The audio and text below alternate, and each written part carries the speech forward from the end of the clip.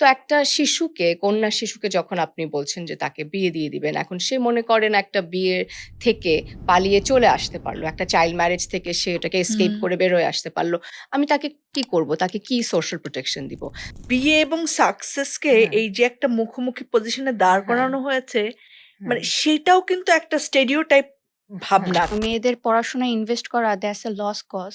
এটা করে তো লাভ নাই। মেয়ে তো পরের বাড়িতে চলেই যাবে। আসসালামু আলাইকুম, শুভেচ্ছা যে যেখান থেকে আমাদেরকে দেখছেন সকলকে জানাচ্ছি অনেক ভালোবাসা। আশা করছি সবাই যার যার জায়গা থেকে ভালো আছেন এবং পাশের মানুষকে ভালো রাখার চেষ্টা করছেন।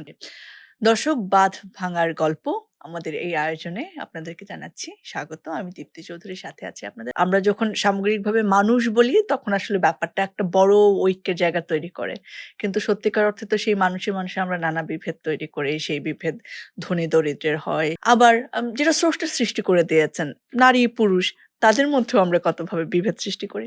তো আজকে আমার সঙ্গে দুজন অতিথি রয়েছেন, একজন শিক্ষক এবং একজন শিক্ষার্থী।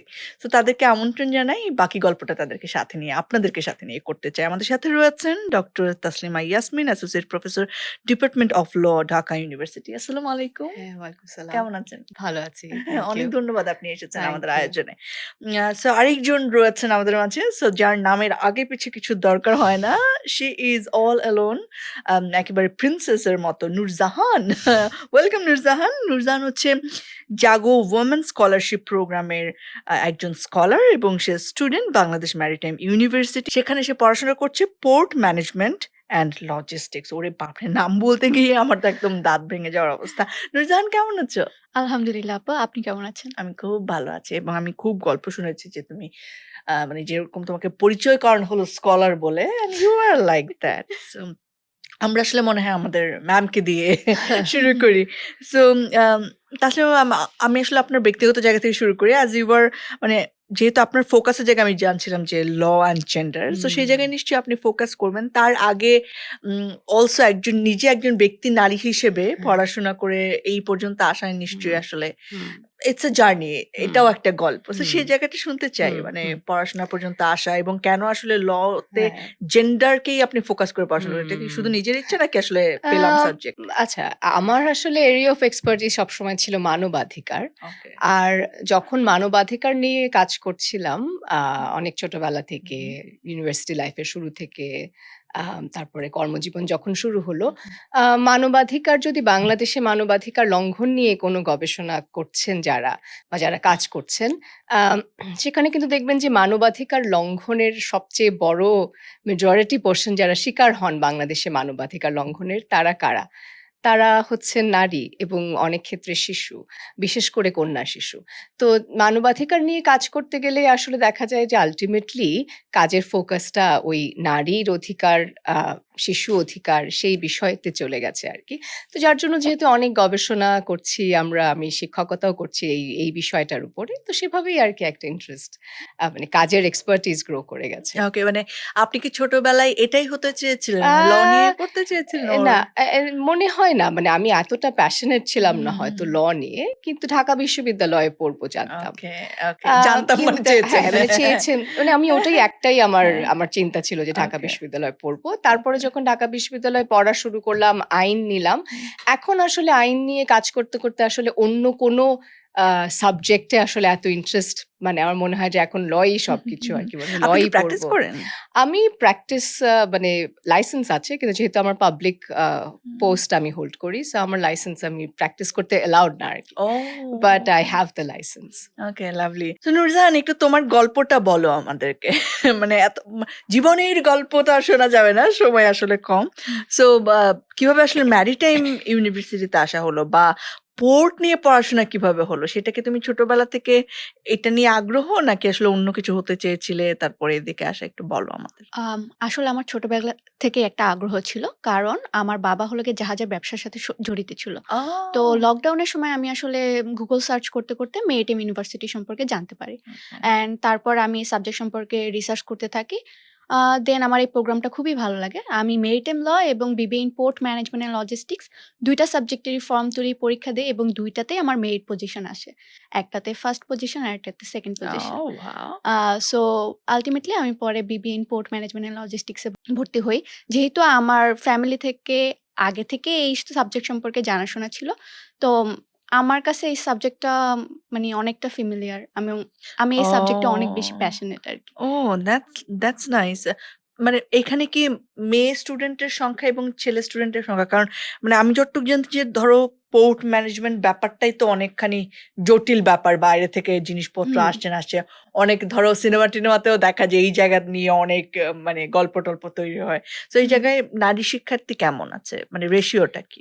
আম আমি যদি বলি তুলনামূলক কম। যেমন আমার ক্লাসে হলো গিয়ে ৪০ জন শিক্ষার্থীদের মধ্যে ১৫ জন মেয়ে এবং ২৫ জন ছেলে। একদম কমও না। হ্যাঁ, আমার সিনিয়র দ্যাটস ব্যাচগুলোতে নাইস। মেয়েদের রেশিও আরো কম বা জুনিয়র ব্যাচগুলোতেও কম। তুলনামূলক ওকে। আমার ব্যাচে একটু বেশি আরকি। আচ্ছা।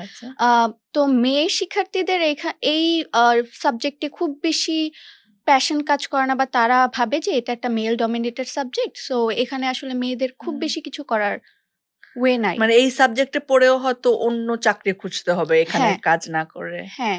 পোর্ট ওকে। ম্যানেজমেন্টের সাথে মেয়েদেরকে আসলে অনেকেই চিন্তাভাবনা করে দেখে না। ভাবে যে মেয়েরা এখানে এসে কি করবে? কারণ হুম, এটা তো আ অনেক ফিজিক্যালি ডিমান্ডিং একটা মানে এরিয়া সেক্টর। এই সেক্টরে পুরুষদেরকে আরো বেশি অনেক লম্বা সময় ধরে কাজ করতে হয়, হুম, অনেক প্রেশার থাকে। মেয়েরা আসলে এই সাবজেক্টে পড়াশোনা করার পরে হুম। যদি চাকরিতেও ঢুকে তখন তারা এটা হ্যান্ডেল করতে পারবে কিনা। ওকে। তো আপা আপনিও নিশ্চয়ই স্বীকার করবেন আসলে যে হুম। আমাদের ধরেন ল এর জায়গায় বাধ্যবাধকতা হয়তো নেই কাজে। হ্যাঁ। কিন্তু স্টেরিওটাইপের জায়গায় অনেক ধরনের ব্যারিয়ার্স হুম, আছে যে কে হুম, কোনটা। হুম। তো সেদিন আমি একটা জিনিস ভাবছিলাম যে আম আমি উবার যখন কল করি, ফোন ধরে আমি বলি, "হ্যালো ভাই কই আছেন?" হ্যাঁ, মানে আমার মাথায় কিন্তু সেট ধরেই নেন করা যে যে ভাই হবে। উবারের কেউ একজন ভাইই হ্যাঁ, হবে হ্যাঁ, ড্রাইভার। হ্যাঁ, হ্যাঁ, কারণ সেখানে কোনো নারী থাকবে না। হ্যাঁ, এবং হ্যাঁ, আমরাও আসলে ভাবি না যে হ্যাঁ। মেয়েদের কাজ ওই জায়গায় হতে হুম, পারে। কিন্তু হুম, ইদানিং আবার আমি দেখেছি বেশ কয়েকজন রিক্সা চালক আমি নারী দেখেছি। হুম। তার মানে এটা শুরু হয়েছে। হ্যাঁ, সো হোয়াটস ইউর অবজারভেশন? আপনার কি হ্যাঁ। মনে হয় যে এই জায়গাগুলোকে আমাদের সমাজের হুম, পিছিয়ে পড়া বা হুম, অর্থনীতিকে আরো গতিশীল করার ক্ষেত্রে একটা হুম, বাধা কিনা যে হুম। এই স্টেরিওটাইপ তারা হ্যাঁ, আমি বাউন্ডারি যেহেতু দেয়া? আমার এক্সপার্টিজ হচ্ছে আইন, হুম, হ্যাঁ? হুম। তো আমি আইনের প্রেক্ষাপট থেকে বলি প্লিজ, আপনাকে যে, প্লিজ। এই যে স্টেরিওটাইপ কথা আপনি বললেন যে, হুম, হুম। আমাদের মাথায় ঢুকে গেছে যে, একটা পার্টিকুলার পেশা হুম, উনি হুম, হুম। সবসময়ই একজন পুরুষই হবেন। আমরা এক্সাক্টলি। নিজেরাই ভাই ডাকছি। আমাদের আইনটাও কিন্তু এই যে সোশ্যাল স্টেরিওটাইপ গুলো আছে, সেটারই একটা রিফ্লেকশন, হ্যাঁ? আমরা ওকে। যেমন আমাদের অনেকগুলো ল হচ্ছে ব্রিটিশ কলোনিয়াল আমলের ল। আমরা ইংলিশে ট্রান্সলেশন ইংলিশেই আছে, বাংলায় এখনো ট্রান্সলেশনও হয়নি। এবং সেই আইনগুলো এবং যেগুলো বিশেষ করে নারীর প্রতি সহিংসতাকে ডিল করছে, হুম, সেরকম আইনগুলো, সেখানেও কিন্তু আমরা দেখেছি যে একজন মানে যখন আমরা একজন ব্যক্তিরকে রেফার করছি আইনে যে হুম, আ যেকোনো একজন নাগরিককে, তাকে যখন সম্বোধন করা হচ্ছে তাকে হিম বলা হচ্ছে, হ্যাঁ? আ হুম, হুম, হিম/হার এরকম কিন্তু আপনি হুম, পাবেন হুম, না। এবং হুম, আইনের অনেক জায়গাতেই দেখবেন অনেকগুলো আইনে যে যখন আমরা ব্যক্তিকে রেফার করছি সবসময় ধরেই নিচ্ছি প্রপার্টি আইন বলেন মানে সম্পত্তি সংক্রান্ত আইন বলেন বা ক্রিমিনাল আইন বলেন, সিভিল আইনগুলো অনেকগুলো আইনই এরকম আছে যেখানে আমরা এটাকে আমরা মানে জেন্ডার সেনসিটিভ ল্যাঙ্গুয়েজের হুম, কিন্তু একটা বড় ল্যাকিং আছে, হুম, হ্যাঁ? হুম, যে আমরা দেখি যে শি বা হার হুম। যেটা কিন্তু এখন গ্লোবাল ফেমিনিস্ট মুভমেন্টেরও একটা অংশ যে আপনি ভাষার রাজনীতি যেটা এক্সাক্টলি আমরা এবং আপনি পড়ি। যখন ল রিফর্ম হুম, এর হুম। কথা বলবেন, আপনি যখন জেন্ডার ইকুয়াল ল রিফর্ম এর কথা বলবেন, সেখানে ভাষাটাও কিন্তু খুব গুরুত্বপূর্ণ। লিঙ্গুইস্টিকস ভেরি আপনি ইম্পোর্টেন্ট। ল্যাঙ্গুয়েজটা কি ব্যবহার করছেন এবং ইয়েস। আমাদের পুরো আইন কাঠামো যদি দেখেন, সেখানেও কিন্তু একটা আমূল পরিবর্তন দরকার লিঙ্গুইস্টিক অনুযায়ী। যেমন খুব হুম, রিসেন্টলি একটা সংশোধন হলো যেটা খুবই ওয়েলকামিং যে নারী শিশু নির্যাতন দমন আইনে এখন কিন্তু বলা হচ্ছে যে ধর্ষিতা ছিল আগে, হুম, যিনি রেইপের শিকার হচ্ছেন, ধর্ষণের শিকার হচ্ছেন, ভিকটিম তাকে ধর্ষিতা বলে তাকে রেফারেন্স দেওয়া হচ্ছিল হুম, হুম, আইনটার মধ্যে। সেটা কিন্তু এখন পরিবর্তন করে ধর্ষণের শিকার ব্যক্তি এভাবে ব্যবহার করা হুম, হচ্ছে। হুম, হুম। তো এই ধর্ষিতা মানেই linguistics তো তাকে একটা হ্যাঁ, মানে মানে তাকে জায়গায় ফেলে দেওয়ার মতো এবং একটা আমরা ব্যাপার। যত রকমের স্টিগমা, হুম, সোশ্যাল স্টিগমা, একজন হুম, ধর্ষিতা নাম মানে তাকে একটা হুম, টাইটেল ব্র্যান্ড দেওয়া হচ্ছে, হুম, হ্যাঁ? হুম, অথচ তিনি অন্য যেকোনো অপরাধের শিকার ব্যক্তির মতোই তিনি একজন অপরাধের শিকার ব্যক্তি। তো হুম, তাকে আমরা মানে ধর্ষণের শিকার না বলে শি ইজ আমরা অলসো একটা ভিকটিম। আলাদা একটা নাম হুম, দিয়ে হুম, দিচ্ছি, হ্যাঁ? তো যেই কারণে আসলে মানে এরকম কিছু ছোট, ছোট চেঞ্জেস গুলোও কিন্তু খুবই জরুরি আমাদের। হুম, ডেফিনিটলি কনটেন্ট ওয়াইজ যে আইনে আপনার জেন্ডার ইকুয়ালিটি এনশিওর করার মতো প্রভিশন চেঞ্জ করতে হবে সেগুলো তো আছেই বড়, বড় হুম, আলোচনাগুলো। কিন্তু একই সাথে এই যে লিঙ্গুইস্টিক্স সংক্রান্ত যে চেঞ্জটা হুম, যেটা আপনি বললেন যে যেমন মানে আইনের রিফর্ম কিভাবে সোশ্যাল হুম, স্টেরিওটাইপকে হুম, কিভাবে ইনফ্লুয়েন্স করতে পারে। সেটা এক্স্যাক্টলি। কিন্তু এটা একটা মোড অফ হতে পারে যে কোর্স। আপনি আপনার আইন সোসাইটির কথা বলছে, আবার সোসাইটির কথাও আইন বলছে। আইন অনেক সময় গাইড হুম, করছে যে হুম, তুমি হুম, কিভাবে দেখবে। হুম। যেমন আমরা মানে it's vice versa exactly. Sometimes. যেমন আমরা অনেক বছর কিন্তু ইভ টিজিং শব্দটা ব্যবহার করেছি। হুম, যে কাউকে কোনো যৌন হয়রানির শিকার হলে রাস্তাঘাটে বা কোথাও ওয়ার্ক প্লেসে আমরা বলছি যে ইভ টিজিং হয়েছে। এবং এটা কিন্তু আমাদের উচ্চ আদালত থেকে ২০১১ সালে বলে দেওয়া হলো যে কোনো ধরনের অফিসিয়াল ডকুমেন্টে কোনো যৌন হয়রানির ঘটনাকে আপনি ইভ টিজিং বলতে পারবেন না। কারণ ইভ টিজিং শব্দটাই হচ্ছে যে আপনি একটা যৌন হয়রানির মতো একটা ঘটনাকে আপনি আ তুচ্ছ-তাচ্ছিল্য করছেন। আপনি টিজিং বলে ছেড়ে দিচ্ছেন। ইভ টিজিং যেটা খুবই একটা খুব সিম্পল একটা কিছু। এটার মধ্যে কোনো অপরাধের কোনো ছোঁয়া নাই কিন্তু। হুম, এবং এই শব্দটা কিন্তু আইনে ফরমালি কোথাও নাইও।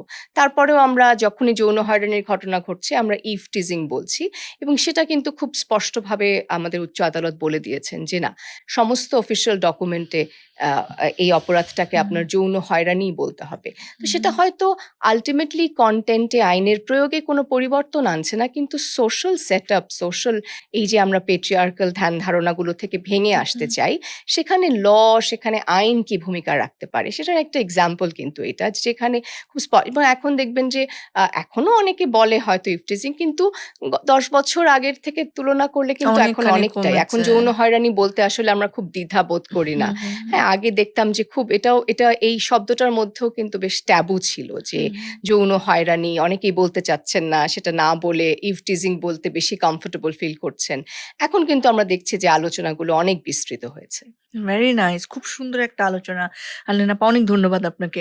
নূরজাহান, একটু তোমার কাছে শুনি আসলে যে হুম। অ্যাজ আ ইয়াং রিপ্রেজেন্টেটিভ আমি বলব, এখানে তুমি বসেছো। সো তোমার কি মনে হয় আসলে কি, কি জিনিস আসলে একজন নারী হিসেবে, একজন মেয়ে হিসেবে আমাদের day to day life A face করতে হয় যেটা আসলে তুমি চাও না? স্টেরিওটিপিক্যাল থিংকিং গুলো আমাদের মাঝখানে আসলে ফ্যামিলি থেকে বা আশেপাশে পরিবেশ, ইউনিভার্সিটির কিছু মানুষজন এমনভাবে ঢুকানো হয়ে থাকে না, আমরা এই চিন্তার বাইরে অন্য কিছু চিন্তা করতে পারি না আসলে। অনেক মেয়েদেরই কষ্ট হয় এই চিন্তা থেকে বের হয়ে আসার ক্ষেত্রে। যেমন আমি যেই ব্যারিয়ার গুলা ফেস করেছি আমার লাইফে, সেগুলোর মধ্যে ছিল যে আমার পড়াশোনার ক্ষেত্রে আমার বাবা ওই রকমের সাপোর্টিভ ছিল না ১ম এ। তো আমার মা, তিনি চাচ্ছিলেন যেহেতু তার প্রাথমিক শিক্ষাগত যোগ্যতা দিয়ে তার খুব বেশি কিছু করার মতো ছিল না। হুম, হুম, কিন্তু সে চাচ্ছিল আমি যেন এগুলোর শিকার না হই। হুম, হুম, আমার মা একটা জিনিস তার মাথায় রেখেছিল যে শিক্ষা, এডুকেশন উইল সাপোর্ট মি। হুম, একটা হুম। মেয়েকে শিক্ষা সাপোর্ট করতে মানে পারে। উনি এটা ফিল করছিলেন যে তার যদি হুম, এই শক্তিটা থাকতো হ্যাঁ, তখন হয়তো ওনাকে এত কিছু সহ্য করতে হতো না, রাইট? হ্যাঁ। ওকে। যদি আমি নিজের পায়ে দাঁড়াতে পারি তাহলে আমার একজনের জন্য মানে নির্ভরশীল হয়ে থাকার দরকার নেই। আমি নিজে আত্মনির্ভরশীল হতে পারবো। আমি আমার মতো করে আমার পথ আমি বেছে নিতে পারবো হুম, আরকি। তো আমার মা আমার পড়াশোনার প্রতি সবসময় ফোকাস করত এবং সে আমাকে আল্টিমেট সাপোর্ট সবসময় দিয়ে গেছে। হুম, সো দেখা গেল যে যখন আমার আত্মীয়স্বজন বা বাবা আমাকে বিয়ে দেওয়ার কথা বলছে, আমার আম্মু she was the only one. আমার মা ওখানে আমাকে 100% সাপোর্ট যে না, লাভলি। আমার মেয়ে পড়াশোনায় ভালো, she is doing great and আমাদেরকে ওকে সাপোর্ট করা উচিত। হুম, অ্যান্ড আমি আসলে চেষ্টা করেছি তাদের এই সম্মানটা রাখার জন্য বা তাদেরকে যেন আমি এই 100% ট্রাস্টটা হুম। ব্যাক করতে পারি। ও তো নিশ্চয়ই এখন এখন তোমাকে নিয়ে প্রাউড হ্যাঁ, ফিল করে।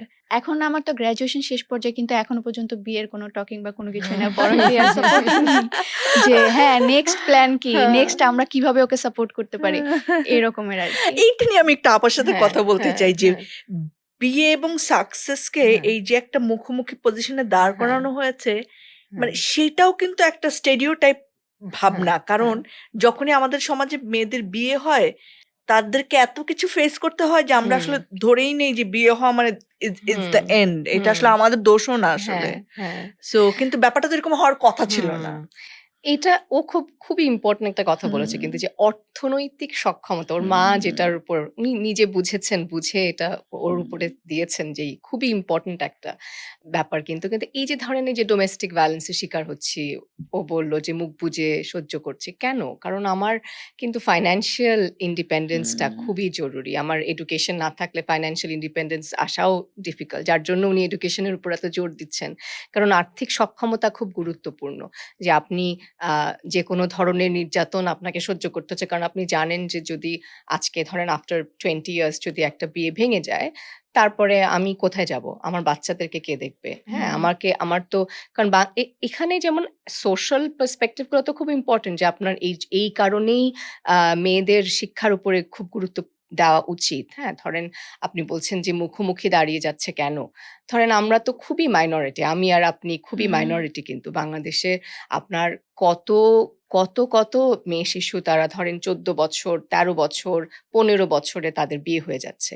তো তাদের জন্য কিন্তু বিয়ে মানে actually the end of life. কারণ হুম। আপনি যখনই একটা ১৫ বছরের বয়সী একটা মেয়েকে বিয়ে দিয়ে দিচ্ছেন, সে কিন্তু পুরো রাষ্ট্রের কর্মক্ষম যে জনগোষ্ঠী, সেখান থেকে কিন্তু সে বেরিয়ে আসছে। না, হ্যাঁ? আবার আপা দেখেন মানে ২৫ বছর বয়সেও যদি কারো বিয়ে হয়, হ্যাঁ, সেটাও একটা মেয়ের জীবনে কি পরিমাণ সামাজিক হ্যাঁ, কন্ট্রোলের আন্ডারে সে হ্যাঁ, চলে আসে। হ্যাঁ। সে কি আসলে তার ইচ্ছে হ্যাঁ, কিন্তু মতো বা সেটাও তার কিন্তু প্রোগ্রেসের জন্য দেখেন কিছু করতে যদি পারে কিনা? ২৫ বছরের একটা মেয়েও যদি তার সেই পরিমাণ আর্থিক সক্ষমতা থাকে, হুম, হ্যাঁ? তার যদি একটা ক্যারিয়ার থাকে, তার যদি একটা ইনকাম সোর্স থাকে, হুম, তার জন্য কিন্তু ভয়েস রেইজ করা, তার জন্য কিন্তু নিজের জন্য দাঁড়ানো খুব সহজ, হ্যাঁ? মানে আমি বলব না খুব সহজ, কিন্তু তার জন্য স্টেরিওটাইপ ইন আ বেটার গুলোকে পজিশন। হ্যাঁ, ফেস করা অনেকটাই বেটার। কারণ তাকে আসলে কন্ট্রোল করা, তাকে নির্যাতন করা, কোনো ধরনের ভার্বাল অ্যাবিউজ করা, কোনো ধরনের stereotype এর শিকার করা খুবই ডিফিকাল্ট। এটা তো সোশ্যাল একটা কিন্তু এটার সাথে একটা আমি যেহেতু বারবার ওই আমাকে লিগ্যাল এক্সপার্টিস হিসেবে যেহেতু কথা বলছেন আমার সাথে তাই বলছি। লও কিন্তু এই বিষয়টার সাথে কমপ্লাই করা উচিত, হ্যাঁ? কেন বলছি? ধরেন ডোমেস্টিক ভায়োলেন্স এর শিকার যারা হচ্ছেন, সেক্ষেত্রে কিন্তু যেমন আমরা তাদেরকে তাদের উপর ছেড়ে দিয়েছি যে যদি ডোমেস্টিক ভায়োলেন্স এর শিকার হন, পারিবারিক নির্যাতনের শিকার হন, আপনার যেহেতু আর খাওয়া পড়ার কোনো উপায় নাই, আপনি ওই নির্যাতনের শিকার হয়ে ওইখানেই হুম, থেকে যাবেন। কিন্তু একটা আইনি একটা proper gender equal legal reform যদি আমরা কথা বলি, সেটা কি ধরনের রিফর্মের কথা বলবে? যেখানে আমার রাষ্ট্র আমাকে একটা স্টেট সাপোর্ট মেকানিজম থাকবে। যে ধরেন এই যে যারা হয়তো ডিভোর্সের কারণে কোনো আরবিট্রারি ডিভোর্সের কারণে তিনি ডেস্টিটিউট হয়ে গেলেন। তার আর কোনো যাওয়ার উপায় নাই। সেখানে কিন্তু সোশ্যাল প্রোটেকশন তাকে দিতে হবে। রাষ্ট্র থেকে সেই সোশ্যাল প্রোটেকশন গুলো দিতে হবে। এটা কিন্তু রাষ্ট্রের দায়িত্ব। হ্যাঁ? হুম, যেমন এই ধরনের আলোচনাগুলোতে ব্যক্তির দায়িত্ব নিয়ে আমরা কথা বলছি, খুবই গুরুত্বপূর্ণ। সমাজের দায়িত্ব নিয়ে কথা বলছি, খুবই গুরুত্বপূর্ণ। কিন্তু রাষ্ট্রের দায়িত্বটাও কিন্তু খুবই গুরুত্বপূর্ণ এবং অন্যান্য অনেক দেশেই দেখবেন আপনি ডোমেস্টিক ভায়োলেন্স এর শিকার ব্যক্তিদের জন্য আলাদা শেল্টার হোম রয়েছে। সেখানে আলাদা প্রোটোকল রয়েছে। চাইলেই হাসব্যান্ড দেখা করতে পারছেন না বা ঢুকতে পারছেন না ওই প্রেমিসে। আমাদের দেশে হয় কি আমরা যখনই নারীর প্রতি সহিংসতা বা নারীর প্রতি কোনো বৈষম্য নিয়ে যখনই কোনো ধরনের মনে হয় যে একটা কোনো উদ্যোগ দরকার, তখনই আমরা মনে করি একটা বড় একটা আইন বানিয়ে ফেলি। তো হুম। আইন তো আসলে কাগজে কলমে লিখতে খুব সহজ। এবং কয়েকজন আইনের দ্বার পর্যন্ত যেতে যে পরিমাণ যেতে রাস্তা পার কষ্ট, হতে হয়। একই সাথে আপনার সেটা তো একটা আলাদা স্ট্রাগল আছে যে আপনি ওই হুম, আইনটা মানে নিজের উপরে প্রয়োগ করতে গেলে সেই প্রতিকারটা চাওয়ার জন্য আপনার যেই যাত্রা সেটা তো হুম, অবশ্যই কঠিন। সেটা আরেকটা বড় আলোচনা। হুম, কিন্তু একই সাথে আসলে আইনগুলো এমনভাবে করা হচ্ছে যে আইনটা করে ওই কাগজে কলমেই থাকছে। কিন্তু আপনি যখনই ধরেন যেমন ধরেন ডোমেস্টিক ভায়োলেন্স। এটার উপরে যখন আপনি আইন করবেন, ওই আইনের সাথে অবশ্যই আপনাকে আইনটা প্রয়োগের জন্য সেই ফাইন্যান্সটা আপনার থাকতে হবে। রাষ্ট্র থেকে সেই ধরনের অর্থনৈতিক মানে অবকাঠামোগত যেই আ আ কন্ট্রিবিউশন সক্ষমতার সেটা জায়গা। থাকতে হবে। কারণ আপনি ডোমেস্টিক ভায়োলেন্স এর শিকার ব্যক্তির জন্য আইন করে দিলেন, বললেন যান আপনি মামলা করেন। কিন্তু এই একজন নারী যিনি শিকার হয়েছেন ধরেন পারিবারিক নির্যাতনের, তিনি যদি আজকে মনে করেন যে ঠিক আছে আমি প্রচন্ড নির্যাতনের শিকার হচ্ছি, আমি মামলা করব, আমাকে ১৫ দিন আমাকে একটা থাকার জায়গার কোথায় থাকবো আমি? বাসা থেকে বের করে দিয়েছে এক কাপড়ে। এরকম অসংখ্য ঘটনা আছে। কিন্তু ওই নারীকে আসলে রাষ্ট্র রাখার কি জায়গা আছে? পুরো বাংলাদেশে মনে হয় সরকারি শেল্টার হোম আমার যতটুকু জানা আছে ৭ টা মনে হয়।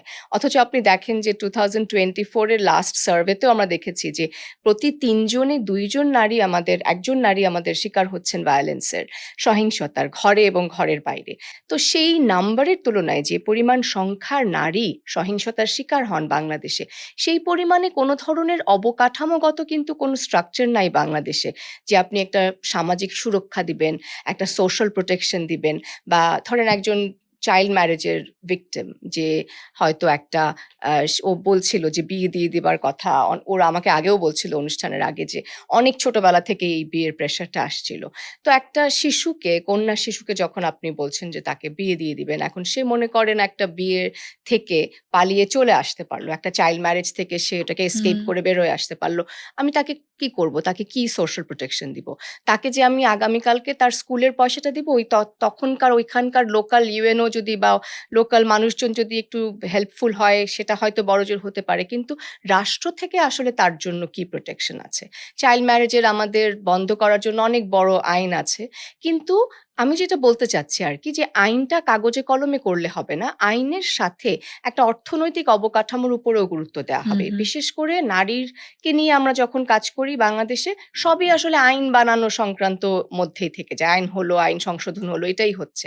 কিন্তু আইনের বিভিন্ন জায়গায় যে টাকা পয়সাটার প্রয়োজন, হ্যাঁ? যে আপনি আইনটাকে প্রয়োগ করুন, আইনটা কারা পালন করছে, তারা করছে কিনা, যাদের করার কথা তাদেরকে প্রশিক্ষণ দেওয়া হচ্ছে কিনা, যেখানে আসলে অর্থ প্রয়োজন। তো আমাদের বাজেটেও যদি আপনি দেখেন যে নারীর এবং শিশুর প্রতি যে আইনগুলো রয়েছে, সেগুলোর ইমপ্লিমেন্টেশন এর ক্ষেত্রে কিন্তু বাজেটেও কোনো রিফ্লেকশন নাই। তো এই আলোচনাটাও আসলে তোলা প্রয়োজন যে আপনি শুধু আইন ইজ নট আ সলিউশন। আপনি নারী বললেই আপনি শুধু আইন হুম। সংশোধন করে ফেলবেন বা নতুন ইভেন আইন আমি কিছু আনবেন। কাজ করতে গিয়ে দেখেছি যে মন্ত্রণালয়ের কাজে এত কন্ট্রাডিক্টরি ব্যাপার, মানে আপনি হয়তো নারী ও শিশু বিষয়ক মন্ত্রণালয়ে গেলেন, যে ভাবলেন হুম, যে শিশু এবং নারী নিয়ে কাজ করে ওরা হুম। বলবে না এটা তো সমাজ কল্যাণ হ্যাঁ, মন্ত্রণালয়, এটা ছাড়া তো এটা সম্ভব হ্যাঁ, হবে না। হ্যাঁ, আবার একজন বলবে যে এটা তো আইসিটির সাথে কানেক্টেড, হ্যাঁ, এটার অনুমতি লাগবে। এখন মানে হ্যাঁ। ব্যাপারটা আসলে এত হ্যাঁ। জটিল করে এবং রাখা এটাও হয়েছে। এটাও খুব ইন্টারেস্টিং একটা পয়েন্ট আপনি হুম, বললেন। মানে আমি সেদিনই আমার ক্লাসে বলছিলাম আরকি যে, ধরেন আপনি মানে একই বিষয়ে, কারণ হয় কি, এটার যেই উনাদের যেই প্রটোকলটা হুম, মিনিস্ট্রির ভিতরে যতটুকু আমি জানি যে, একেকটা মিনিস্ট্রির ফোকাল ল থাকে, হুম, হ্যাঁ? যে নারী ও শিশু মন্ত্রণালয়ের হচ্ছে ফোকাল ল গুলো হচ্ছে এটা। আবার স্বরাষ্ট্র মন্ত্রণালয়ের হচ্ছে এটা। যেমন ধরেন নারী ও শিশু নির্যাতন দমন আইন, এটার ফোকাল মিনিস্ট্রি কিন্তু নারী ও শিশু মন্ত্রণালয় না, না। এক্সাক্টলি। মানে আইন হুম, মন্ত্রণালয়। তো সেখানে আপনি যেটা হবে যে ধরেন আপনি যেমন একটা নতুন আইনের হয়তো আলোচনা হচ্ছে। নারী ও শিশু মন্ত্রণালয় হয়তো ওই আইনটা বানানোর চেষ্টা করছে। হুম, আইনটার হুম, জন্য হুম। সবাইকে ডাকছে, কথা হচ্ছে, আবার আইন খসড়া মন্ত্রণালয় হচ্ছে। সেটাকে গুরুত্বপূর্ণ মনেই না, বাট করছে না। আইন মন্ত্রণালয় হয়তো জানেনই না, হুম, বা হুম। তাদের পুরো ওখানে যে এই হ্যাঁ, আলোচনাটা অলরেডি হচ্ছে, অনেক দূর ইয়েস, এগিয়ে গেছে, হ্যাঁ?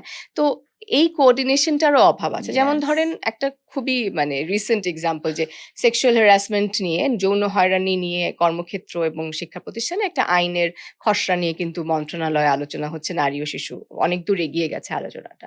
কিন্তু একই সাথে আবার আমরা মাত্র দেখলাম যে শ্রম আইনের সংশোধন হয়েছে। হুম, শ্রম আইনে কিন্তু আবার যৌন হয়রানিকে অলরেডি একটা সংজ্ঞা দেওয়া হয়েছে। সেখানে এক ধরনের মেকানিজম বলা হয়েছে যে কর্মক্ষেত্রে যৌন হয়রানি হলে কি হবে। কিন্তু একই সাথে যে আরেকটা মন্ত্রণালয় এরকম একটা খসড়া হয়ে গেছে, সেখানে আবার অভিযোগের প্রতিকারগুলো ডিফারেন্ট করা হয়েছে। এই দুটো যে আসলে একসাথে যদি পাস হয়ে যায়, তাতে যে একটা ইনকনসিস্টেন্সি হবে বা ওভারল্যাপিং জুরিসডিকশন, হুম, যে হুম, হুম। একই বিষয়টা আমি ২-৩ টা ফোরামে যেতে পারবো। ধরেন একটা গার্মেন্টস এর একজন আ বা কর্মী, তিনি এই লেবার আইনের আন্ডারে এই যৌন হয়রানির অভিযোগের এই সিস্টেমে যাবেন, নাকি নতুন আইন হুম, যদি আসে সেইটার আন্ডারে যে অভিযোগ সেখানে যাবেন। হুম, তো হুম, এরকম মানে এই মিনিস্ট্রির সংক্রান্ত এই কনফ্লিক্ট হুম। গুলোও কিন্তু তৈরি হয় যে অফ যখন কোর্স, এবং কোঅর্ডিনেশন এর একটা সেটাই অভাব মনে হয় হয়। আমাদের বিচার বা আইনি প্রক্রিয়ার দীর্ঘসূত্রিতার একটা কারণ হিসেবে অনেকগুলো দাঁড়ায়। কারণ আছে। হুম, মানে এরকম ল্যাক অফ কোঅর্ডিনেশন গুলো ডেফিনিটলি এফেক্ট করে। হুম, আল্টিমেটলি যারা আইনটা প্রয়োগ করতে চাচ্ছেন, আইনের হুম, যারা লিটিগেন্ট, যারা আইনটাতে প্রতিকার চাইতে যাবেন, তারা তাদের জন্য এটা একটা কনফিউজিং ফোরাম ক্রিয়েট করে এবং বিশেষ করে এই সমস্যাটা হয় আসলে নারী সংক্রান্ত আইনগুলোর হুম, ক্ষেত্রে। হুম, হুম। যে একই বিষয়ে হয়তো একাধিক আইন থাকে, একাধিক হুম। ফোরাম থাকে। যখন একটা আইন করা হচ্ছে যারা করছেন তারা হয়তো আগের আইনের সাথে সম্পৃক্ত না। তো আগের আইনটা তো অলরেডি আছে এবং সেটার সাথে আসলে নতুন আইনটা কিভাবে কনফ্লিক্ট করবে এই হুম, বিষয়গুলো নিয়ে আসলে ওই ল্যাক অফ কোঅর্ডিনেশন যে অ্যা এম একটা লকে আবার কনসিস্টেন্টলি দেখা যে অন্য হুম, কোনো ল এর সাথে এটা ওভারল্যাপ করছে কিনা। হুম। এটা একটা বাংলাদেশের ল ইমপ্লিমেন্টেশন এ যত বড়, বড় ক্লগড আছে, ক্লগড হুম। মেকানিজমস তার মধ্যে এটা একটা ছোট একটা রিজন বলতে পারেন। হ্যাঁ, মানে আপনি এতগুলো প্রবলেম জানেন যে আসলে সব এখন বলেও হয়তো আপনি মনে হচ্ছে যে কয়টা বলবো না আসলে আমি কোনটা বলবো বলিনি কোনটা আসলে বলবো ইনফ্যাক্ট। এক্সাক্টলি। নূরজাহানের কি মনে হয় যে আসলে যদি সমাজটা এমন হতো তাহলে জীবনটা হয়তো আরো সহজ হতো। কিংবা পৃথিবীটা যদি এমন হতো তাহলে জীবনটা আরো সুন্দর হতো। আমি হয়তো এইটা করতাম। এখন এই সমস্যাটা আছে বলে আমি ওইটা করতে পারছি না। এরকম কিছু আছে জীবনে? আমার কাছে মনে হয় যে সবাই যদি women-দেরকে নিয়ে তাদের অধিকার, তাদের রাইটস নিয়ে একটা সূক্ষ্ম মানি একটা ক্লিন ধারণা রাখতো তাহলে সেটা সবার জন্য বেটার হইতো। বাংলাদেশের ক্ষেত্রে যেটা হয় যে সবাই ইসলাম, কোরআন, হাদিস থেকে কিছু উক্তি নিয়ে সেগুলো তারা হলো গিয়ে নিজেদের মতো করে ইউজ করে যে আম মেয়েরা এটা করতে পারবে না, মেয়েটা ওরা এটা করতে পারবে না, ওটা করতে পারবে না। কিন্তু এটা যদি তাদের ক্লিন ধারণা থাকতো, তারা কিন্তু ওইটা ফলো করেও এখন মেয়েরা আরো মানি অগ্রসর হইতে পারতো। বড়, বড় পজিশনে যেতে পারতো আরকি। আমার কাছে যে মনে হয় যে এই যে মিsogynistic যারা রয়েছেন আরকি, এরা এই জিনিসগুলোকে ভুলভাবে ইউজ করে তারপর নারীদেরকে বাধা দিতে থাকে। যেন নারীরা তাদের ভয়েস রেইজ করতে না পারে। পুরুষরা যেন তাদের মতো করে নারীদেরকে শোষিত করতে পারে। তাদের মানি ইউজ করতে পারে এরকমের আরকি। সো আমার কাছে মনে হয় যে যদি এরকমের একটা সোসাইটি হইতো যেখানে নারীদেরকে সাপোর্ট করা হচ্ছে বা সবার যার নিজেদের রাইটস নিয়ে তাদের ধারণা আছে এরকম হলে তাহলে আমরা একটা সুন্দর মানে আমাদের মতো করে আমরা যেটা চাচ্ছি ওইভাবে আমরা জীবনযাপন করতে পারতাম। নূরজাহান কি করতে চায় বড় হয়ে? আরো কি করার স্বপ্ন আছে? অনেক কিছু তো করছো অফ কোর্স। হুম, আমার অবশ্যই ইচ্ছা আছে যে আমি সাপ্লাই চেইন ইন্ডাস্ট্রিতে আম এমন একটা পজিশনে থাকবো যেখানে আমি অন্যদেরকে ইন্সপায়ার করব, অন্য মেয়েদেরকে যে হ্যাঁ, তোমরা পোর্ট ম্যানেজমেন্ট এন্ড লজিস্টিক্স সম্পর্কে পড়াশোনা করো। আ এই প প মানে এই সেক্টরটাতেও মেয়েদেরকে অনেক কিছু করার মতো সুযোগ রয়েছে। সো তোমরা আসো। এখানে পায়োনিয়ার হিসেবে তোমরা এসে দাঁড়াও। So I want to be in that position to inspire someone else, some other girls. Lovely, lovely, lovely. আমি একটু আপার কাছে আসি এই জায়গায় যে মানে একটা খুব সেনসিটিভ ইস্যু আসলে নূরজাহান তুলেছে। আমি জানি না ও কতটা বুঝে তুলেছে আর না বুঝে হুম। তুলেছে। কিন্তু আপনার কাছে আমি মানে জানতে চাই বিকজ মানে আমি বা অনেক রিপোর্ট পড়ে যারা সামাজিকভাবে কাজ করতে চান আমরা দেখি যে আম নারীদের একটা পশ্চাৎপদতার কারণ কিংবা ধরেন একটা ফ্যামিলিতে নারী বাচ্চা হলেই মানুষের কেন এখনো মনটা কালো হয়ে যায়। কিংবা ধরেন মেয়েরা বাবা-মার অহংকার বা তাদেরকে পালবে এটা কেন ভাবতে পারে না? বিকজ অফ যে সম্পত্তির মানে হুম, অগ্রাধিকার বা তাদের উত্তরাধিকার সূত্রে যে পাওয়ার হুম, জায়গাটা। হুম, ধরেন আমার ২ টা আমার কোনো ভাই নাই। আমরা হয়তো ৫ বোন। এখন আমার বাবার সম্পত্তি আমি পাবো না। মানে আমি কিছু অংশ পাবো। বাকিটা হয়তো আমার চাচার ছেলেরা পেয়ে যাবে। সো এই জায়গাগুলোতে তো অনেক হুম, ইনসিকিউরিটি রয়েছে এবং হুম, এখনো পর্যন্ত মেয়েরা আসলে আমার মনে হয় যে অনেক দিক থেকে কম শক্তিশালী অর্থনৈতিক দিক থেকে বলেন, সামাজিক হুম, দিক থেকে বলেন, এই সম্পত্তির উত্তরাধিকার হুম, জায়গাটা। সো ল আসলে এখানে বাংলাদেশে হুম, কি করছে? আমি মাঝখানে একবার শুনেছি যে খুব ট্রাই হচ্ছে যে এখানে হুম, সমান আম উত্তরাধিকার হুম, অধিকারের জন্য। সেখানে হুম, নিশ্চয়ই আবার যে আমাদের যে ফৌজদারি আইন হুম, বলেন, আবার হুম, ধর্মীয় আইন এই জায়গায় হুম। নিশ্চয়ই কন্ট্রাডিক্টরি রয়েছে। আমাদেরকে একটু বলেন হ্যাঁ, আপনি। আমার মনে হয় নূরজাহান ওই উত্তরটা দিয়েছে আরকি। ও যখন বলছিল যে, আ আমরা অনেক ধরনের ধর্মীয় বিধানকে এমনভাবে আমরা মানে ধর্মীয় বিধানকে আমরা এমনভাবে ইন্টারপ্রিটেশন টা করি, যেগুলো আসলে পেট্রিয়ার্কি তারাই নিজেরাই এই ইন্টারপ্রিটেশন গুলো তৈরি করে, যাতে করে আরো বেশি মিসোজিনিস্ট অ্যাপ্লিকেশন হয়। এরকমই একটা কথা বলছে এবং খুব জরুরি একটা কথা ও কিন্তু বলেছে যে আসলেই তাই। হ্যাঁ? আমরা আ অনেক ক্ষেত্রেই দেখেছি আমি খুব স্পেসিফিক্যালি উত্তরাধিকার আইন নিয়ে বলছি না। উত্তরাধিকার আইনেও ইনফ্যাক্ট মুসলিম উত্তরাধিকার আইনে, হিন্দু উত্তরাধিকার আইনে কারণ এই বিষয়গুলো পারিবারিক বিষয়গুলো তো আমাদের পারিবারিক প্রচলিত পারিবারিক আইনগুলো দিয়ে নির্ধারিত হয় পারিবারিক আদালতে। অর্থাৎ পারিবারিক আদালতে আপনি যদি যান আপনার এই বিষয়গুলো, তখন আপনি পারিবারিক আইনের, আপনি যদি হিন্দু হন হিন্দু ধর্মীয় আইন, মুসলিম হলে মুসলিম ধর্মীয় আইন এগুলো এপ্লাই করবে। কিন্তু আমি আমার ধরেন অনেক বছরের গবেষণা এবং শিক্ষকতা এই এক্সপেরিয়েন্স থেকে আমার আমার কাছে যেটা মনে হয় যে আমরা অনেক অ্যাভিনিউ আছে, অনেক সুযোগ আছে, অনেক ক্ষেত্র আছে যেখানে আমরা এই ধর্মীয় আইনগুলোকে, এই পারিবারিক আইনগুলোকে আমরা চাইলেই কিন্তু খুব প্রোগ্রেসিভলি ইন্টারপ্রিটেশন করতে পারি। এবং সেটা কিন্তু ধর্মীয় যেই অবকাঠামো আছে বা ধর্মীয় যেই লিমিটেশনস গুলো আছে সেটার মধ্যে থেকেই, ইভেন হ্যাঁ? ধরেন আইন কিন্তু যতটুক বলে কয়টা মেয়ে আসলে ওইটুকু অধিকারও আদায় করতে হ্যাঁ, পারে। ধরেন সেটা তো আমার ৫ টা আছেই। ভাই আছে, ২ হ্যাঁ, টা বোন আছে। হ্যাঁ, হ্যাঁ, ২ টা বোন আসলে হ্যাঁ, কয়জন আছে যে যারা আসলে ওই হ্যাঁ, সম্পত্তিটা হ্যাঁ। এবং নিয়ে আসতে সেখানে পারে? দেখেন যে আপনি ধরেন অনেক ধরনের, যে আমরা তো স্টেরিওটাইপ নিয়ে কথা হুম, বলছি। যেমন ধরেন অনেকেরই ধারণা যে অনেক নারীরই মনে করেন যে এটা আমি যদি আমার বাবার সম্পত্তি, হুম, উত্তরাধিকার সম্পত্তি আমি যদি ফেরত চাই হুম, আমার ভাইয়ের কাছ থেকে, এটা খুবই খারাপ। মানে এটা খুবই অকৃতজ্ঞ একজন হুম, বোনের হুম, কাজ। আবার এই যে বললাম যে আমি তো যদি আমার হাসব্যান্ড আজকে আমাকে বের করে দেয়, হুম, আমি জানি যে আমার আর খাওয়া হুম, পড়ার কোনো হুম, উপায় হুম, থাকবে না। তখন হয়তো আমার ভাইই আমাকে দেখে রাখবে। এক্সাক্টলি। এখন যদি আমি ভাইয়ের কাছ থেকে প্রপার্টিটা চাই, তাহলে তো পরে আর ভাই আমাকে নিবে না। ভাই আমাকে কোনো আশ্রয় দিবে না। এই যে একটা সেন্স অফ আমার আশ্রয়ের একটা ইনসিকিউরিটি। হুম, ইনসিকিউরিটি, যে হুম, আমার তো আর আশ্রয় নাই। একটা ফ্যামিলির মেইলই আমাকে আশ্রয় দিবে।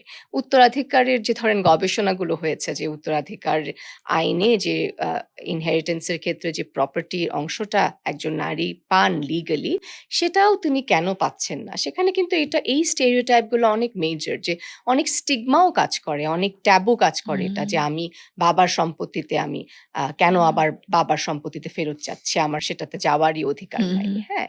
তো বাট আমি যে কথাটা বলতে চাচ্ছিলাম আরকি, যে উত্তরাধিকার আইন সহ, হ্যাঁ, বিশ্বের অনেক দেশেই কিন্তু পারিবারিক আইনের যে বিভিন্ন বিষয়ে যেখানে আমরা আসলে দেখি যে বৈষম্যমূলক অবস্থান তৈরি করছে নারী পুরুষের মধ্যে, হুম, সেগুলোর ক্ষেত্রে কিন্তু অনেক ধরনের ইন্টারপ্রিটেশন আছে যেটা জেন্ডার ইকুয়ালিটিকে প্রমোট করে, এবং সেটা ধর্মীয় যেই স্ট্রাকচার তার মধ্যে থেকেই, ধর্মের যেই ট্রেডিশনাল ইন্টারপ্রিটেশনস বলেন সেই রুলস এর মধ্যে থেকেই কিন্তু সেই প্রোগ্রেসিভ ইন্টারপ্রিটেশন গুলো করা যায় এবং অনেক দেশে করাও হচ্ছে।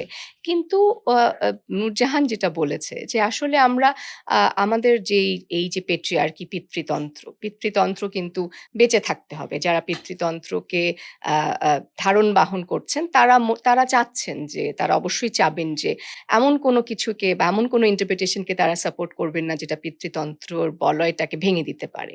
কারণ তাতে তাদেরই ক্ষতি, হ্যাঁ? তো তারা আসলে কখনো আমার মনে হয় না যে মানে চাবেনও যে এই ধরনের প্রোগ্রেসিভ ইন্টারপ্রিটেশন গুলো আইনের, সেগুলো আসলে সামনে আসুক।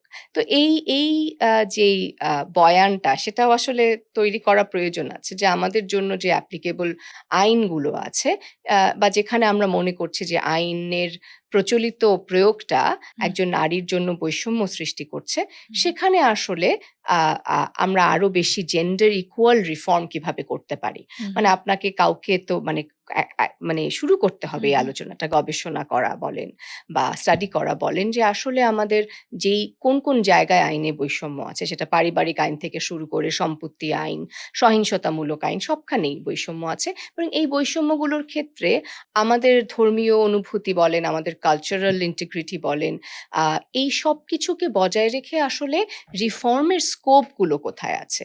সেটা নিয়ে আসলে আমার মনে হয় না, আমি হুম, গবেষকের পয়েন্ট অফ ভিউ থেকে বলছি, যে সেটা নিয়ে আসলে আমাদের খুব ডিটেইলে আমরা খুব হুম। স্পন্টেনিয়াসলি খুব দ্রুত আইন সংশোধন করে ফেলি। কিন্তু সেটা না করে আসলে সামাজিক পরিস্থিতিকে বিবেচনা করে আমার মনে হয় যে খুব বিস্তৃত গবেষণার উপর বেস করে আমাদের চিন্তা করা উচিত, যে আসলে এখানে নিশ্চয়ই সদিচ্ছারও অভাব রয়েছে। মানে আমরা আসলে মানে চাই কিনা ওইটা আমরা চাই, এস্টাবলিশ মানে এই করতে। এই বিষয়গুলো আসলে স্টেট লিডারশিপ হুম। থেকে এটা খুব অফ কোর্স গুরুত্বপূর্ণ। ওইখানেই আসলে আবার হুম, পলিটিক্যাল সিস্টেম, হুম, পলিটিক্যাল হুম। সেটা ছাড়া পার্টিজ তো আসলে তাদের আমাদের সবার কোনো আলোচনাই, হ্যাঁ। Exactly, exactly. সো নূরজাহান আবার তোমার কাছে একটুখানি আসি আমরা। আম আমি এখানে বসে আছি। কিন্তু অনেকেই হয়তো তুমি বলছিলে তোমার বাড়ি বরিশালে। অনেকেই আছে হয়তো হুম, ওই যে মানে বিয়েটার কথাটা ভাঙতে পারেনি, বলতে হুম। পারেনি হয়তো যে, "না আমি এখন বিয়ে করব না, আমি পড়াশোনা করব।" এই অনেক কিছুকে যারা আসলে মেনে নিয়েছে, তাদের জন্য আসলে তুমি কি বলবে যে আ কিভাবে আসলে তারাও তাদের আত্মসম্মানটা ফিরিয়ে আনতে পারেন? তারাও কিভাবে আসলে স্বনির্ভর হতে পারেন? তারাও কিভাবে নিজেকে শক্তিশালী করতে পারেন যেখানে আসলে তাকে যদি কেউ নির্যাতন করে তখন সে অন্তত বাধাটা সে দিতে পারবে? তোমার কি মনে হয় আসলে? আমার কাছে মনে হয় যে সবার ১ম এ নিজের আত্মবিশ্বাসটাকে বিল্ড আপ করতে হবে। কখনোই অন্যকে বলতে দেওয়া যাবে না যে, "তুমি এটা পারবা না, তুমি ওইটা পারবা না।" এটা বলতে দেওয়া মানে আমি নিজেই ইনসিকিউরিটি তে ভুগতেছি যে আমার দ্বারা হয়তো এটা হবে না বা আমি সামনে এটা করতে পারব না। সো নিজের উপরে ওই আত্মবিশ্বাসটা রাখতে হবে যে হ্যাঁ, আমি এটা করতে চাই, আমি এটা চেষ্টা করি। যদি হয় তাহলে আল্লাহ ভরসা। আর যদি না হয় তাহলে আমি অন্য কোনো কিছু চেষ্টা করব আরকি। ডিটারমিনেশন টা আসলে থাকতে হবে। না হলে আসলে বর্তমানের অর্থব্যবস্থায় আরকি মানে সামাজিক অবস্থায় সামনে আগানোটা মেয়েদের জন্য অনেক টাফ হয়ে যায় হুম, আরকি। হুম। You need a lot of support, mental support. হুম, আর এরপরে আমি বলব যে যতটুকু সম্ভব স্কিল গেইন করা। হুম, হুম। বর্তমানে আমার কাছে মনে হয় যে স্কিল গেইন এর থেকে অন্য কোনো বিকল্প নেই আসলে মেয়েদের জন্য। It's um a very important point. Education হ্যাঁ, বর্তমানে আমি বলব যে আ সরকার অনেক কিছু পদক্ষেপ নিয়েছে বা বিভিন্ন এনজিও হুম, এছাড়া অন্যান্য প্রতিষ্ঠানগুলো তারা অনেক চেষ্টা করতেছে নারী শিক্ষা বাড়ানোর জন্য। কিন্তু নারীদেরকে শুধু শিক্ষা না, তাদেরকে স্কিল গেইনিং এর জন্যও হলো গিয়ে বিভিন্ন ধরনের প্রোগ্রাম ডেভেলপ করতে হবে যেন তারা পড়াশোনার পাশাপাশি যে ফাইন্যান্সিয়াল সাপোর্টটা, এই সাপোর্টটা যেন তারা গেইন করতে পারে। এছাড়া বিভিন্ন স্কলারশিপ প্রোগ্রাম চালু করা বৃত্তির মাধ্যমে যেন তাদের মাথায় সবসময় এই ফাইন্যান্সিয়াল বার্ডেনটা না কাজ করে এবং ফ্যামিলির মাথায় এটা না কাজ করে যে মেয়েদেরকে পড়ানো, মেয়েদের পড়াশোনায় ইনভেস্ট করা দ্যাটস আ লস কজ। এটা করে তো লাভ নাই। মেয়ে তো পরের বাড়িতে চলেই যাবে। সো ওকে হুম। পড়িয়ে কি হবে? আমি আমার ছেলেকে তো পড়াই। এটার সলিউশন তোমার কাছে কি আসলে? ধরো তোমাকে কেউ বলতেছে, "হ্যাঁ, ও হুম। তো বিয়ে হয়ে যাবে, ও তো পরের বাড়িতে চলে যাবে, ওর নিজের আলাদা সংসার হবে।" তখন কি বলো তুমি তাদেরকে?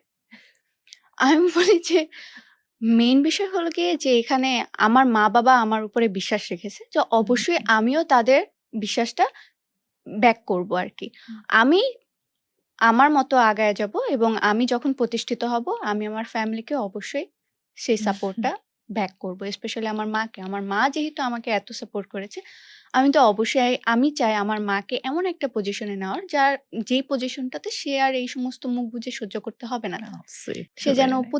প্রতিবাদ করতে পারে। তার যেন এগুলো কখনোই হুম, আর মুখ বুজে সহ্য করা না লাগে এবং অন্যান্য নারীরাও যারা আছে এরকমেরই, তাদেরকেও যেন ওইটা সহ্য করতে না হয়। তারা যেন নিজের আ হয়ে দাঁড়াতে পারে আরকি। তাদের অধিকারটা তারা আদায় করতে পারে। So sweet of you, very nice.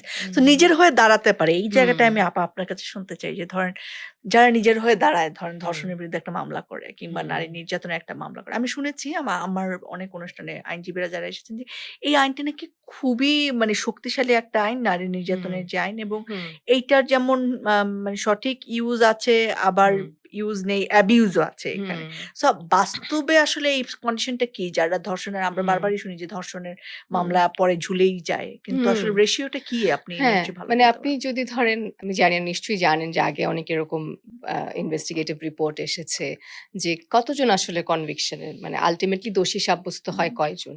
সেখানে কিন্তু ধরেন ২-৩ বছর আগেরও একটা সার্ভে বলছে যে রেইপের মামলাগুলো যত হয়েছে ধরেন গত ৪-৫ বছরে একটা উনারা একটা ইয়ার ধরে করেছিলেন গবেষণাটা। আই থিংক 'প্রথম আলো' করেছিল। এটা খুব ভালো একটা ইনভেস্টিগেটিভ একটা রিপোর্ট ছিল।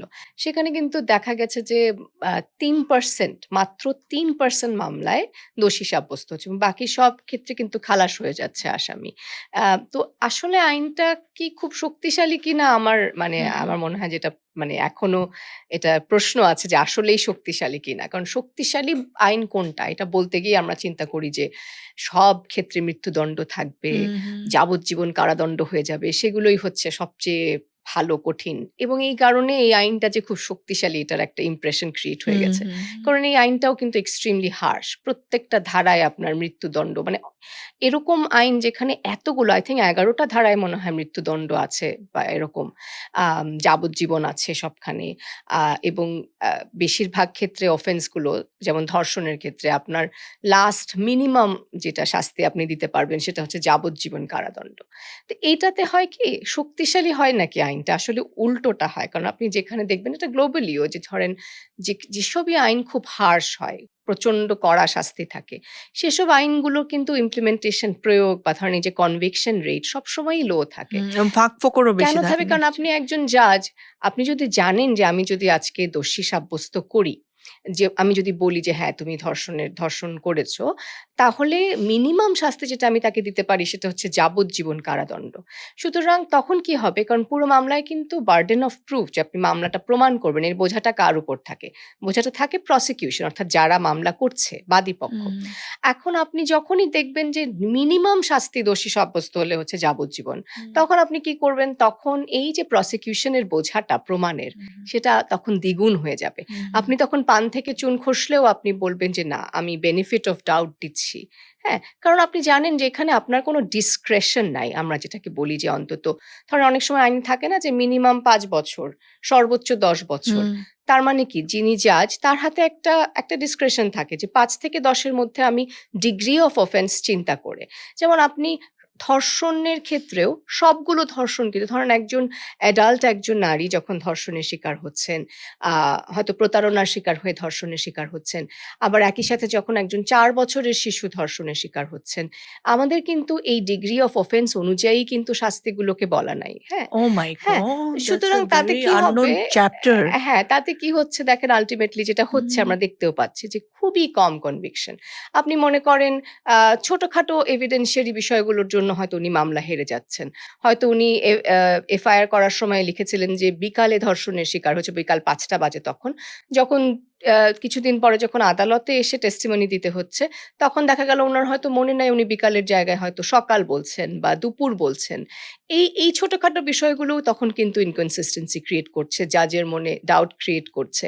কারণ তিনি তো জানেন যে এটি অত্যন্ত কড়া একটি অপরাধ এবং এই অপরাধের আমি যদি বলে ফেলি যে হ্যাঁ, এটি প্রমাণিত হয়েছে, আমি যদি লিখে ফেলি, তাহলে এই ব্যক্তির একমাত্র শাস্তি হচ্ছে যাবজ্জীবন। তো এই মানে শক্তিশালী আইন করে বরং আমার মনে হয় যে হয়তো আমরা মানে আসল যেই প্রতিকারের জায়গাটাতে হুম, হয়তো আমরা আরো বেশি উইক করে দিয়েছি ভিকটিমদের। বাট এটা আসলে অনেক এই যে বলছিলাম শুরুতেই যে অনেক বড়, বড় সমস্যা আছে। মানে আপনি একজন রেইপের ধরেন রেইপ বা যে আদার যে অফেন্স গুলো আছে নারী শিশু নির্যাতনে, সেই আইনগুলো সেই অপরাধগুলোর শিকার কোনো ব্যক্তি আসলে নারী শিশু নির্যাতন দমন ট্রাইব্যুনাল পর্যন্ত গিয়ে তারপরে পুরো মামলা শেষ করে তারপরে সেটা যদি উনি হেরে যান মামলা সেটা যাবে আপিলে উচ্চ আদালতে এবং সেই এই পুরো জার্নিটা মধ্যে যেই পরিমাণ বাধা, আর্থিক বাধা, সিকিউরিটি সংক্রান্ত বাধা, আ টাইম সংক্রান্ত বাধা, আল্টিমেটলি আসলে মানে জাস্টিস ওটা নিয়ে আসলে আমরা হয়তো আলাদা একটা পর্ব করতে পারি যে আমাদের এই যে আ ও জাস মানে ন্যায় বিচারের অভিগম্যতা, অ্যাক্সেস টু জাস্টিস এর যেই বিষয়টা, সেখানে আসলে এতটা বাধা অতিক্রম করতে হয় এবং এটা আসলে একজন নারী যখন হন, তাকে যখন তার জন্য সেই বাধাগুলো দ্বিগুণ হয়ে যায়। ধরেন একজন সেক্সুয়াল অফেন্স এর শিকার, একজন ধর্ষণের শিকার ব্যক্তি যখন ট্রাইব্যুনালে যাবেন, আমি জানি না আপনি কখনো ট্রাইব্যুনালে বিল্ডিং গুলোতে গিয়েছিলেন কিনা? হুম, সেটা ফিজিক্যালিও এত inaccessible, হুম, হ্যাঁ? একজন ভিকটিমকে হয়তো সকালে আসতে বলা হলো, তারপরে উনার মামলাটা হয়তো বিকাল ৫টা ৪টার সময় হিয়ারিং হলো। এই এতটা সময় উনি কোথায় বসবেন? এই এতটা সময় বাথরুম কোথায় হুম, করবেন? হ্যাঁ? বা একজন রেপ ভিকটিম তিনি যদি অলরেডি ফিজিক্যালি উনি যদি ইনজিউরড হয়ে থাকেন, তার জন্য যে বিশেষ প্রোটোকল বা তার সাথে যদি কোর্ট রুমে অ্যাকিউজড ব্যক্তির, অভিযুক্ত ব্যক্তির দেখা হয়ে যায়, তার যেই ট্রমাটা তিনি ফেস করবেন বা অভিযুক্ত ব্যক্তির ধরেন যে পরিবার, তারপরে তার যে লয়ার, তারা আর তিনি হয়তো একই বেঞ্চে কোর্টের বাইরে বসতে হচ্ছে। এই বিষয়গুলো আসলে মানে আমি শুধু আমরা খুব superficially আইনের ইয়ে এক্সাক্টলি। নিয়ে কথা বলি। কিন্তু এই প্রত্যেকটা যে একজন ভিকটিম যখন কোর্টে আসবেন তার প্রোটোকল গুলো কি হবে? ধরেন অনেক সময় আমরা দেখি যে আ পারসন উইথ ডিসেবিলিটি যারা প্রতিবন্ধী ব্যক্তি আছেন, অনেক সময়ই কিন্তু প্রতিবন্ধী নারীরা রেইপের শিকার হন। তাদের জন্য তো এই জার্নিটা একেবারে আরো বেশি বিভীষিকাময়, Oh হ্যাঁ? my God, যে তিনি nothing. ধরেন হয়তো কথা বলতে পারেন না। তার জন্য ইন্টারপ্রেটার এর ব্যবস্থা করা, সেটার কোনো প্রোটোকল নাই। হ্যাঁ? বা তিনি হয়তো আ ক কানে শোনেন না বা চোখে দেখেন না, তিনি উঠবেন কি করে? মানে পুরো আ আ মানে আদালতে আমরা শুধু আইন নিয়ে কথা বললে হবে না আসলে। এই যে প্রোটোকল গুলো বা একজন বিচারক আমি আইনে বলে দিলাম যেমন আমরা ২ বছর আগে ক্যারেক্টার এভিডেন্স বলে একটা কলোনিয়াল আমলের ব্রিটিশ আমলের একটা ধারা ছিল যে আপনি যখন রেইপের ভিকটিম যখন কোর্টে যান তখন তার ক্যারেক্টারকে একেবারে বলা আছে যে তার ক্যারেক্টারকে আদালতে আপনি এভিডেন্স হিসেবে দেখাতে পারবেন। অর্থাৎ আপনি তখন যদি দেখাতে পারেন যে সে আসলে খারাপ ক্যারেক্টার শব্দটার বলা আছে যে ক্যারেক্টারের মানে যদি কোট হয় আনকোট কোট ক্যারেক্টার। আনকোট এটা হচ্ছে ব্রিটিশ আমলের ল্যাঙ্গুয়েজ। তো এটা কিন্তু অনেক বছর আন্দোলন করেছি আমরাও, অনেক কথাবার্তা লিখা হওয়ার পরে গিয়ে এটা অনেক বছর পরে মানে সেই 1860 সালের 1800 সামথিং সালের এভিডেন্স অ্যাক্টে সাক্ষ্য আইনে এটা ছিল। এই 2022 বা 23 গিয়ে সেটাকে রিমুভ করা হয়েছে। কিন্তু আপনি আইনটা সংশোধন করে দিলেন যে ক্যারেক্টার এখন আর কারো ক্যারেক্টার নিয়ে প্রশ্ন করা যাবে না। আমাদের উচ্চ আদালতেরও অনেক সিদ্ধান্তে এরকম ডিরেকশন কোড দিয়েছেন যে কাউকে কোনো এরকম ধরুন তার পাস্ট রিলেশনশিপ এই বিষয়গুলো নিয়ে বিব্রতকর প্রশ্ন করা যাবে না, এরকম আদালতও দিয়েছেন। আবার আইনটাও আমরা সংশোধন করেছি 23 সালে মনে হয়। কিন্তু তাহলে কি হুম। হবে? আপনি আপনার যেই বিচারক আছেন, যার হাতে হচ্ছে পুরো আদালতের কন্ট্রোল যার হাতে, তাকে আপনার সেনসিটাইজ করতে হবে। তাকে বিশ্বাস করতে হবে যে এই একজন ভিকটিম যিনি বলছেন যে আমি সেক্সুয়াল অফেন্স এর শিকার হয়েছি, আমি ধর্ষণের শিকার হয়েছি। তিনি আসলে মিথ্যা বলছেন না। কারণ আমরা যখনই হুম। ধর্ষণের শিকার কোনো নারী আসে, তাকে ১ম এই কিন্তু নেওয়া হয় এইভাবে যে তিনি হয়তো মিথ্যা বলছেন। এটারও অনেক বড় আলোচনা আছে। আমরা একদম কলোনিয়াল আমলের কোর্ট স্ট্রাকচার থেকে দেখি যে কিভাবে সবসময় একজন ভিকটিম স্পেশালি সেক্সুয়াল অফেন্স এর ভিকটিমকে আমরা খুবই ধরে নেই যে তিনি একজন ভালো মানুষকে ফাঁসানোর চেষ্টা হুম, করছেন, হুম, হ্যাঁ? হুম। এবং এই যে এই আইডিয়া থেকে বের হয়ে এসে তাকে একজন আ প্রতিকার প্রার্থী হিসেবেই শুধু দেখা। অ্যা সেটার জন্য যে একজন জাজ যিনি ওই পুরো রুমটার কন্ট্রোলে আছেন, যিনি আইন থাকুক বা না থাকুক তিনি কিন্তু বলতে পারেন ক্রস এক্সামিনেশন এর সময় যে, "আপনি এই ধরনের বিব্রতকর প্রশ্ন করবেন না" বা "এই ধরনের প্রশ্ন আমি নিচ্ছি না" বা "আপনি অ্যাকসেপ্টেবল না।" এটা কিন্তু উনি যদি আইন আমরা সংশোধন নাও করতাম তাও বলতে পারতেন। সুতরাং আল্টিমেটলি আমি যদি আইনটা কাগজে কলমে ভালো আমরা সংশোধন করে ফেলেছি। হুম, কিন্তু আল্টিমেটলি যিনি প্রয়োগ করছেন, যেমন হুম, হুম। আদালতের পুরো এনভায়রনমেন্টটা যিনি কন্ট্রোল করতে পারেন। অলসো দ্য লয়ার্স, এগেইন ওখানে পাবলিক সোশ্যাল স্ট্রাকচার প্রসিকিউটর এর জায়গাটা আসে। ডেফিনিটলি তার হুম, সেনসিটাইজেশন। বাট সেটাও আমরা শুধু সোশ্যালি বসে থাকলে হবে না যে, যে যার বাসায় সেনসিটাইজ হয়ে যাবে। হুম। সেখানেও কিন্তু ওই এগেইন ফাইন্যান্সিয়াল হ্যাঁ। একটা দরকার যে আপনি ট্রেনিং, অ্যাওয়ারনেস প্রোগ্রাম এবং সারা বিশ্বেই সেটা আছে যে জাজেসদের কি করে সেনসিটাইজ করা যায়, জেন্ডার সেনসিটাইজেশন এটা কিন্তু মানে উফ! আজকে অনেক নতুন জিনিস জানলাম আপা। অনেক, অনেক ধন্যবাদ থ্যাংক আপনাকে। ইউ। আমরা একেবারে শেষ পর্যায়ে চলে এসেছি। ভালোই গল্প করলাম আমরা। হ্যাঁ, আর আজকে আমার মনে হয় যে দর্শক যারা রয়েছেন তারা অনেক কিছু জানতেও পারবেন, শিখতেও পারবেন এবং ওই যে আমাদেরও তো অনেক জিনিস সেনসিটিভ না আমরা আসলে। হুম, মানে মানুষ হিসেবে অ্যাবসোলিউটলি আমরা হ্যাঁ, যতই বলি যে হ্যাঁ, হ্যাঁ, আমরা খুব অধিকার সচেতন। হ্যাঁ, আসলে আমরা জানিই না আসলে হ্যাঁ, কোন জিনিসটা ইনসেনসিটিভ। হ্যাঁ। সো সেই জায়গায় শেষ কথা শুনতে চাই নূরজাহান তোমার কাছে স্বপ্নের কথা শুনি, তোমার আশার কথা শুনি। বিকজ তোমাকে আমরা পেয়েছি আসলে এক টুকরা আশা হিসেবে because you are a representative of the young generation. কেমন বাংলাদেশ চাও? হুম, এমন একটা বাংলাদেশ যেখানে মেয়েরা নিরাপত্তা সহ বাইরে বের হইতে পারবে, তাদের কাজে যেতে পারবে, হুম। স্কুল কলেজে যেতে পারবে, তার স্বপ্নের ইভেন প্রতি ছেলে-মেয়ে আগাইতে বোথ। পারবে। আমরা চাই যে হ্যাঁ, সবাই নিরাপদ ছেলে-মেয়ে বোধ। থাকুক। হ্যাঁ, হ্যাঁ। একটা নিরাপদ বাংলাদেশ হুম, তরুণ সমাজদের জন্য। এবং অবশ্যই এমন একটা দেশ যেখানে আইনটা প্রয়োগ করা হচ্ছে। শুধু হুম। আইন রেখে দেওয়া হচ্ছে না, সেটাকে আসলে প্রয়োগ মানে করা আইনের হচ্ছে। দ্বারস্থ হতে যাতে আমার ভয় পেতে না হয় যে আমি হ্যাঁ, আসলে পাবো কিনা। হুম, এবং ওই ওই প্রসেসটার সময় যেন আমি ওই সাপোর্টটা পাই অর্গানাইজেশন থেকে, রাষ্ট্র থেকে এবং আমাদের আম সামাজিক আরো যে প্রতিষ্ঠানগুলো আছে তাদের থেকে। একজন ভিকটিমকে যেন এগুলো নিয়ে মেন্টাল ব্যারিয়ার এ না থাকতে হয় যে আমার কি হবে বা আমার এটাই হয়তো যাওয়া উচিত ছিল না। So very true. এরকমের আরকি। Thank you. আপা ছোট্ট করে আপনার কাছ থেকেও সেম হ্যাঁ। উত্তর শুনতে না চাই। কেমন আমিও বাংলাদেশ, কেমন আমি পৃথিবী চান? নূরজাহানের মতো আরো অনেক আ বাচ্চা চলে আসবে। আরো অনেক মেয়ে আ তারা সমতার কথা বলবে। এরকম একটা বাংলাদেশ চাই। স্বপ্ন দেখি। আমরাও সেই স্বপ্নই দেখি। নিশ্চয়ই আপনারাও সেই স্বপ্নই দেখেন।